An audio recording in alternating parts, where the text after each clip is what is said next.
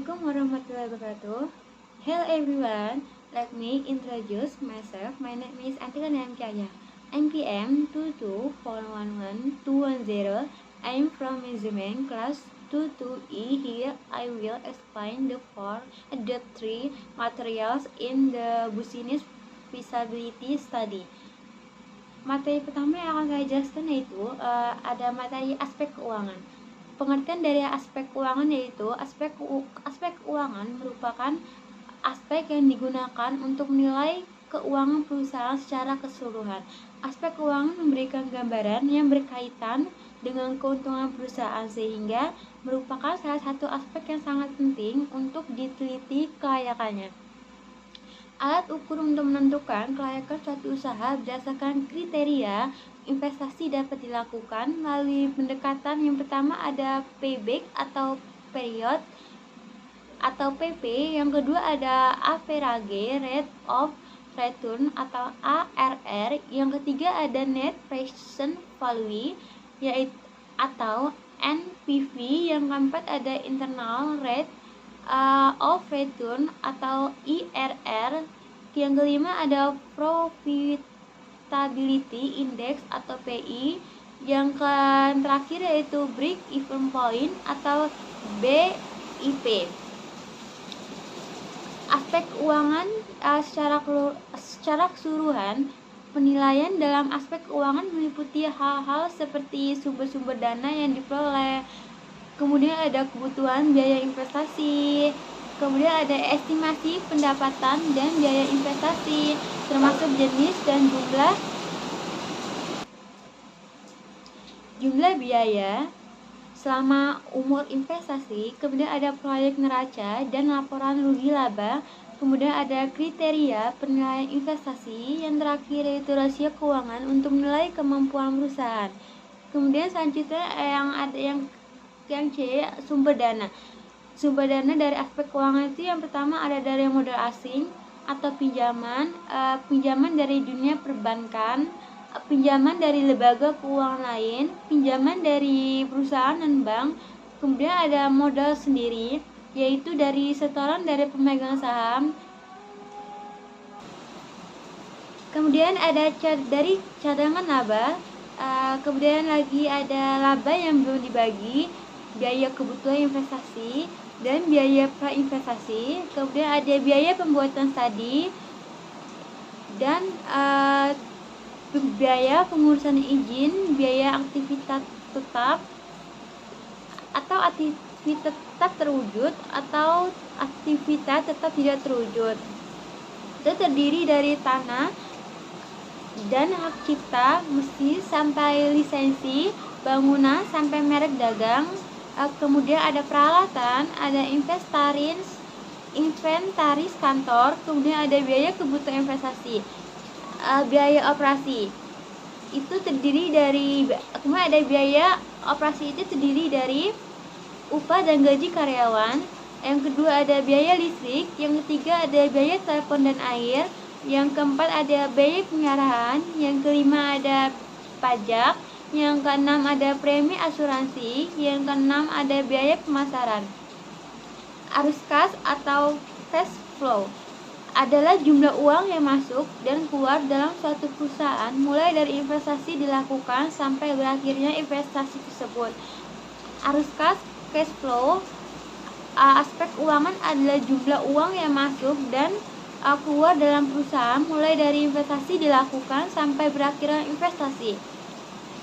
Kemudian ada payback period atau PP adalah metode penilaian terhadap jangka waktu pengembalian investasi suatu proyek atau usaha. Kemudian ada average rate of return ARR yaitu adalah cara mengukur rata-rata pengambilan bunga dengan cara membandingkan antara rata-rata laba sebelum pajak dengan rata-rata investasi. Kemudian ada net present value atau NPV, yaitu adalah perbandingan antara PV kas bersih dengan PV investasi selama umur investasi. Kemudian ada internal rate of return atau IRR, yaitu adalah alat untuk mengukur tingkat pengembalian hasil inter. Kemudian yang terakhir ada Profitability Index atau PI, merupakan rasio aktivitas dari jumlah nilai sekarang penerimaan bersih dengan nilai sekarang pengeluaran investasi selama umur investasi. Kemudian ada yang kedua, materi yang kedua yang saya akan jelaskan yaitu aspek teknis dan operasi. Pengertiannya yaitu tujuan tadi aspek teknis dan operasional ini adalah langkah tahap berikutnya setelah melakukan analisis terhadap aspek pasar dan pemasaran, di mana untuk meyakini apakah secara teknis dan pilihan teknologi rencana bisnis dapat dijalankan secara layak atau tidak layak, baik pada saat pembangunan proyek atau operasional secara rutin. Penilaian terhadap aspek ini penting dilaksanakan sebelum bisnis dijalankan, karena akan sangat terkait dengan teknik atau operasional, sehingga penting untuk melakukan analisa supaya di kemudian hari tidak ada suatu kegagalan. Kajian atas aspek teknis dan operasional dalam studi kelayakan bisnis ini adalah untuk menjawab beberapa pertanyaan atau beberapa permasalahan seperti bagaimana memilih strategi produksi, perencanaan produk dan kualitasnya, sehingga ada pegangan yang jelas terhadap langkah-langkah yang akan ditempuh dalam proses berikutnya. Bagaimana menentukan kapasitas produksi yang optimal sehingga kemampuannya dapat ditentukan baik dalam rangka pemenuhan permintaan pasar sasaran maupun perencanaan peningkatan pangsa pasar. Kemudian ada bagaimana proses pemilihan teknologi yang tepat yang guna sehingga kinerja yang diharapkan dari teknologi tersebut jelas. Penentuan letak pabrik bagi industri manufaktur atau letak usaha bagi industri jasa. Aspek teknis atau operasi ini juga dikenal sebagai aspek produksi. Penilaian kelayakan terhadap aspek ini sangat penting dilakukan sebelum perusahaan tersebut dijalankan.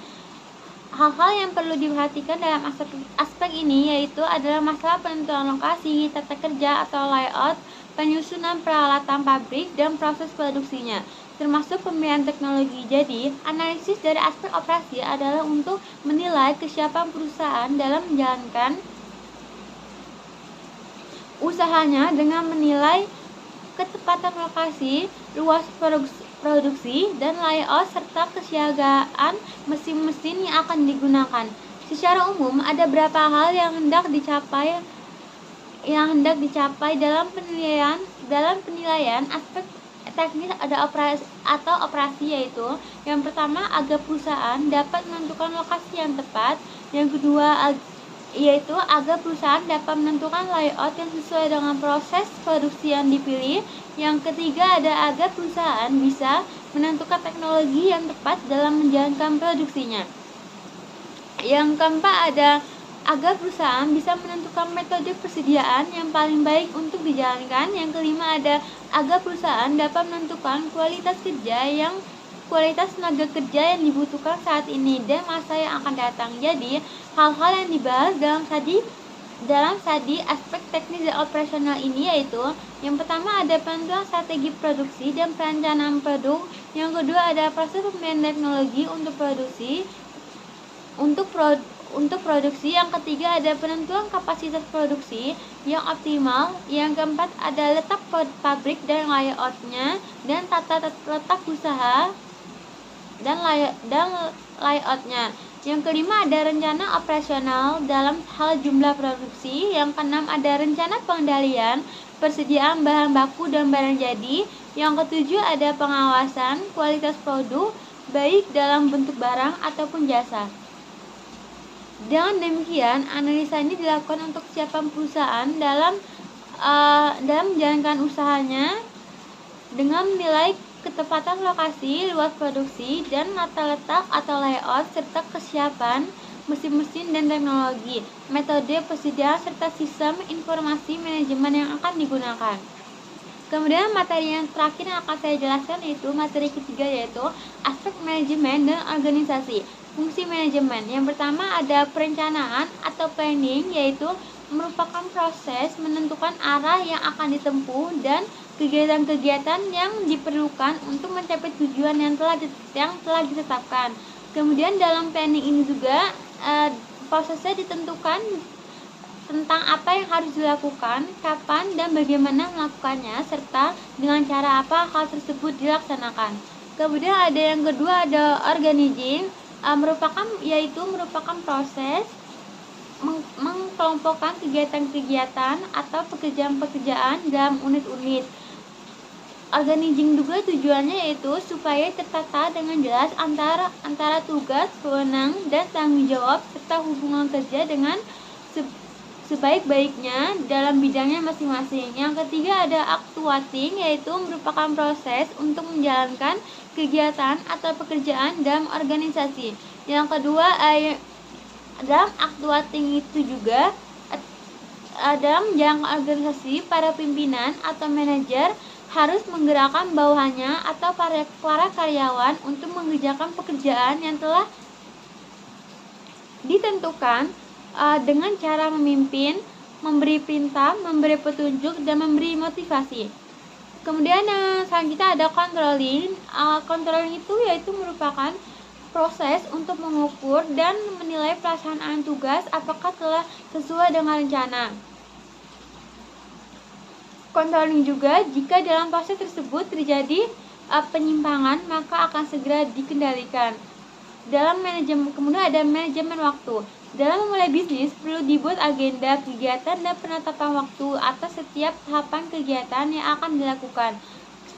Kemudian salah satu pendekatan dalam menentukan aktivitas tersebut dalam urutan waktu tertentu menggunakan bagian Gantt. Bagian ini merupakan hubungan antara aktivitas usaha dalam batasan waktu. Sumbu horizontal menunjukkan satu waktu dan sumbu vertikal menunjukkan aktivitas kegiatan untuk diselesaikan.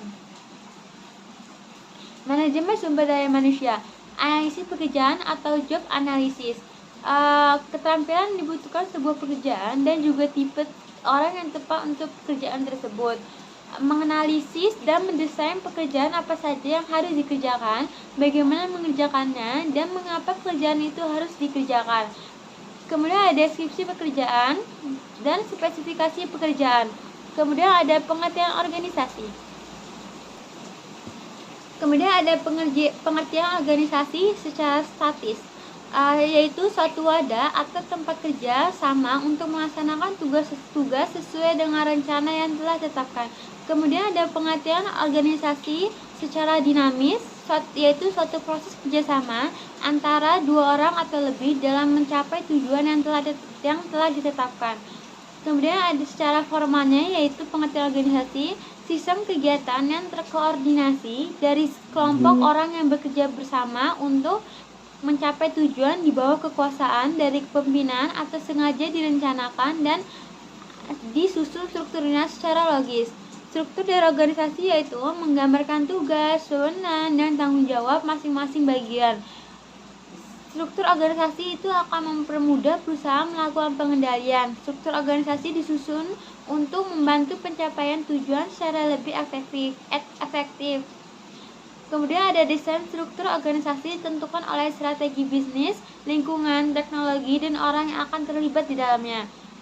Bentuk organisasi, yaitu wewenang lini, yaitu wewenang yang menimbulkan tanggung jawab atas tercapainya tujuan-tujuan perusahaan. Wewenang staf, yaitu wewenang yang membantu agar orang yang punya wewenang lini bekerja secara efektif dalam mencapai tujuan-tujuan perusahaan. Kemudian ada wewenang fungsional, wewenang yang diberikan kepada seseorang atau departemen untuk dapat mengambil keputusan mengenai hal-hal yang berada di departemen yang lain. That's all for my presentation. If there are any mistakes, I apologize. I and it. Wassalamualaikum warahmatullahi wabarakatuh.